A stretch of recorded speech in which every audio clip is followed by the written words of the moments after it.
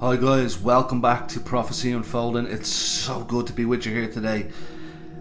Are dreams from God?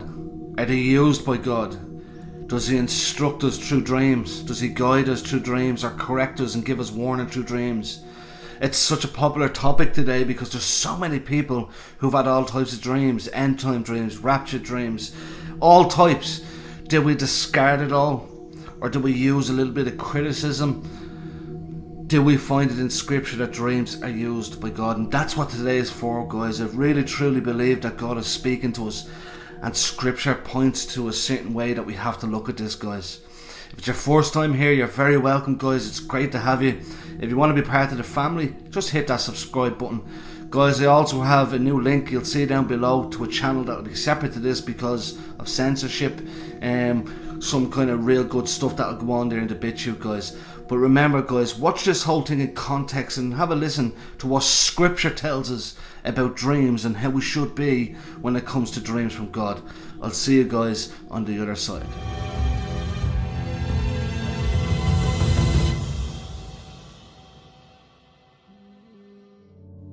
In the last days, God says, I will pour out my spirit upon all people.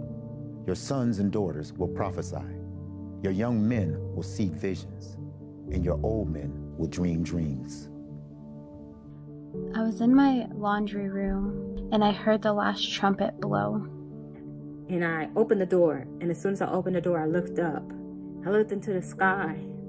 Fire and brimstone was falling from the sky and hitting everything. And they were just like, Mary, what's going on? What's going on? And it just dawned on me. And I just said, Jesus came back, y'all. When I heard that the rapture just happened, I started to cry. And I was like, God, why would you leave me behind?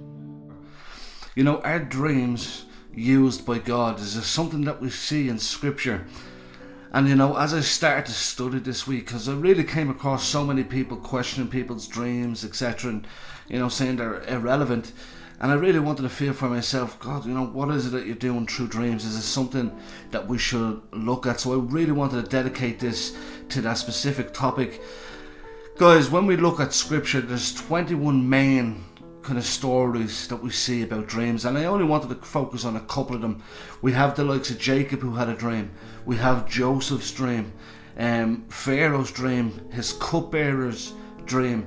There's so many people who had dreams in the Bible from God. Yes, a lot of our dreams are probably insignificant. Kind of some of the stuff we may have watched can trigger certain dreams. Some dreams are for the individual, and some dreams are for the collective. I believe a majority are for the individual, for God is speaking to that individual person. But where can we find what in terms of scripture on dreams? And the first one that comes to mind, guys, is in 1 Samuel chapter 28 verse 15, and it says this: Samuel said to Saul, why have you disturbed me by bringing me up? I'm in great distress, said Saul. The Philistines are fighting against me, and God has departed from me. He no longer answers me, either by prophets or by dreams. So I have called on you to tell me what to do. Here is someone who relied on God to speak to him through people who are prophetic, but also God spoke to him through dreams on what to do or what a way he should be. God used dreams to speak directly to him. So dreams are very, very, from reading that, significant, where God can actually use dreams to speak to people, to give them direction, but also he can use people who kind of work in the spirit or the gift of prophecy. And the reason why I kind of focus on dreams and believe that people should, you know, kind of listen to people that are having dreams and obviously use discernment, guys. We read in Job 33, chapter 33, that is, verse 15 and 16. He says, in a dream, in a vision of the night, when deep sleep falls on people as they slumber in their beds, he may speak in their ears and terrify them with warnings. So God also uses dreams to warn people. And on this particular basis, it's on an individual basis. See, a lot of times God will give people dreams to give them a warning, maybe a correction, to come into alignment, whether they may be walking astray, and God gives them a dream of warning to correct them, or sometimes even a warning of things that may come. And we see that over and over again in scripture. And one of the strong kind of one of our key fundamentals here is in Matthew chapter 2, 13 to 23, and this is more personal. And this is the dream that Joseph got, where an angel appeared to him in a dream in order to get Mary and Jesus, take them and go to Egypt. God used the dream again to speak to Joseph, sent an angel to speak to him in his dream, to tell them to take them and go. So we can see there on an individual basis that God definitely uses dream. One dream that most of us use in terms of eschatology, and this is more of a collective dream, which is Nebuchadnezzar's dream, the statue, the kingdoms. This was a collective dream. This was a dream that a king got, and it seemed like he'd forgotten what it was, or else he didn't want to tell them what it was, and he ordered people to tell him what the dream was and what it meant. They couldn't do it, and Daniel stepped in. Daniel told him what the dream was after he went to prayer, and God showed him what the dream was, and then he had the interpretation of the dream. It was such a significant dream that today we're still talking about what this particular dream actually means when we get to the fee, what the kingdom means. So dreams were very, very, very significant. The thing I would tell people, we see throughout scripture, we see in both Joel and in Acts, and it says this: and it shall come to pass afterward that I will pour out my spirit on all flesh. Your sons and daughters shall prophesy, your old men shall dream dreams, and their young men shall see visions. That's a promise, guys, that we've been given, that people will dream dreams, and young men shall see visions, and people will prophesy. These are the things that are to happen, especially as we draw closer to the return of Christ. But as a disclaimer, I always tell people, and I've watched many people's dreams and visions and prophecies. 1 John chapter 4:1 always tells us, beloved, do not believe every spirit, but test the spirits to see whether they are from God. For many false prophets have gone out into the world. So be very careful. If someone's saying that they had a dream, that Jesus came and spoke to them and told them all types of things that's not biblical, we know then that's not from God.